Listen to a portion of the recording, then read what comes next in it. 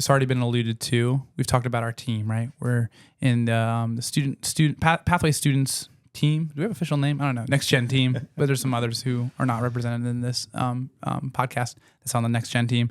But we've already talked a little bit about, man, some of the things that makes this team work out well. Like, not trying to like brag on us or pat ourselves on the back, but for all things considered, I feel like we do a pretty good job, right? Like you said before, we're not batting at 1,000. Yep. We're not perfect. We're teachable, and we're hopefully humble enough to realize our limitations and areas of growth. And sometimes we've had those hard conversations, and but for the most part, we're a pretty well-oiled machine. Why is that? And how can someone who maybe is not as well-oiled as us, what can they glean from us? What can we share with them so they can start being that well-oiled machine? And I know we only got like 15 minutes left on this podcast, and this could be a longer topic of conversation, but just the short version of what do you think makes us tick so well? Well, there's a lot of things we talk a lot about here around our place is humble, hungry, spirit-led, those types of things. There's a lot of words or things that we could say or use. But definitely for me is that somebody that I know that is humble to learn, humble to be willing to admit mistakes. Those things are key. So I think what makes us a great team is that we're willing to say, man, I blew that. Like I could have done better. And then usually when that happens, it's like, most times it's like, oh, thank you for sharing. But actually, I didn't think it was that bad. But because of that, and because you're humble enough to share that, it just makes me want to like go bigger and better and stronger for you and for us. And because it's like, oh, like I know. And the biggest thing is to know we have each other's backs. We're there for each other. We want the best for the students, the youth leaders, this overall ministry. And it's a sad thing to say, but to me, back to the humble is that I don't feel that there's any pride. And man, when there's pride, you'll see it. And usually it will dismantle a team. And it's sad that there's pride in the church and ministry, but it happens. We're all sinners, and we all have it maybe in different ways. And not saying none of us have it. I'm just saying that I think we're all working and striving daily not to have it, and also being humble enough to say, if I do, this team is willing to call me out on it. And so I think those are some of the big keys. I could, like you said, this is we could go on for days, and I'll have more to share, but I want to have time for you guys. So that's some of my quick thoughts. Awesome. Emily, for you? I think leadership. I think you do a really great job of being a good leader, and just giving us room to kind of do our thing and guide us, of course, have bumpers, but, kind of give us the freedom and lift us up, I guess. You're very encouraging. I think that's important. That's nice to hear. Just, James, you're funny. And I think just having fun, just not making everything so serious. 100%. And, just keeping the main thing. And all the other stuff is just, it's not like big deal breakers or anything. Yeah, I want, before James answers, I want to say something.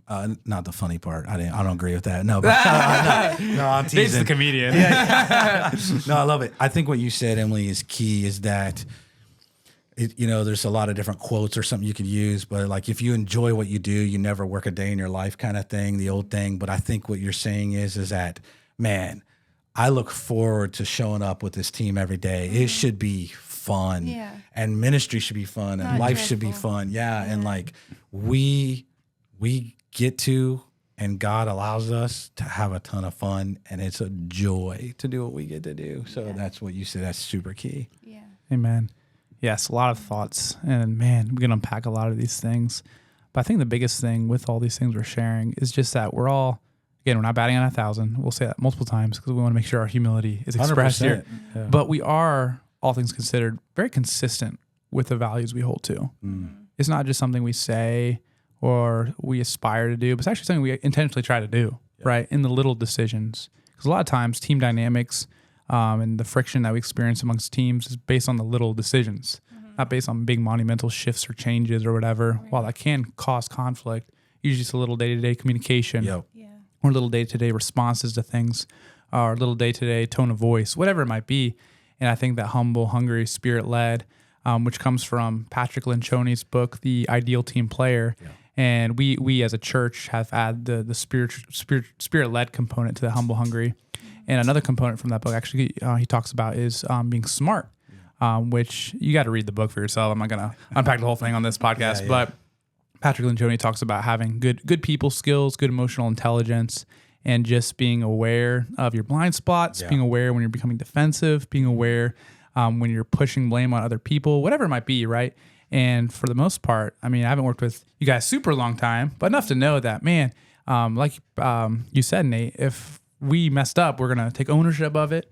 And I know that's hard for me sometimes. I'm like, well, I just want to blame something different, my lack of experience, or the student was crazy. Come on, I was tired, my OCD, my ADD, whatever you want to throw at the problem, right?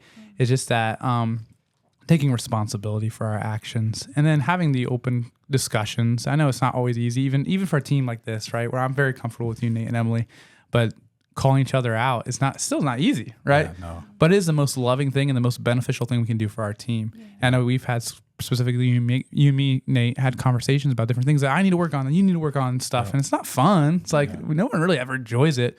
But we have that circle of safety that Simon Sinek actually talks about in his book, Leaders Eat Last, where we're just we know we have each other's backs, right? So what I say to Nate is I don't have a gripe against him or a point to prove. I'm really calling this out on him because I do love him and I want to see us become better. For sure. Well, I think also with that, I know we're running out of time, is a book that we just recently read, The Self-Aware Leader by Terry Linhart, I believe is the last name. And I think it's just to make sure, like you were saying, it's really key that we are self-aware of those blind spots. We are self-aware of some of those things. But then the key to that is that we bring people in to let other people know, like, hey, this is where some things I need to work on. Will you help me hold me accountable? And that accountability is huge. That's where us as a team, obviously you can build that team beyond this. Sure. It's like we're saying, hey, here's some things. But the biggest thing with that is always leading. And so maybe you're watching this and you're like, oh, I'm the assistant youth person or I'm whatever. And this is key. This is what I encourage all them to do to me, is that lead up. You have to lead up, because if you lead up, you're going to, for me in my role, you make me better. So unless your leader is an insecure leader or somebody like that, it's a whole different topic of discussion. Sure. Yeah. But I'm saying is like, I'm asking them to lead up, because if they lead up and they're holding me accountable on stuff, that's going to make me better. And then hopefully I'm doing the same for them. And so those are some of those things that I think that makes us a good team, is that we're constantly growing, whatever that looks like. And when I say we're growing, you may have listened to a podcast or read a book, or maybe it's just your quiet time, or maybe it's what God is, a sermon or through worship, and you come to me and you're like, man, this is what God's doing in my life. Here's some things I saw, like, oh, wow, that's great. I never thought of it that way or seen it that way. So just always leading and leading up, even if you're not the main leader out there. So that's key. That's what makes us a great team.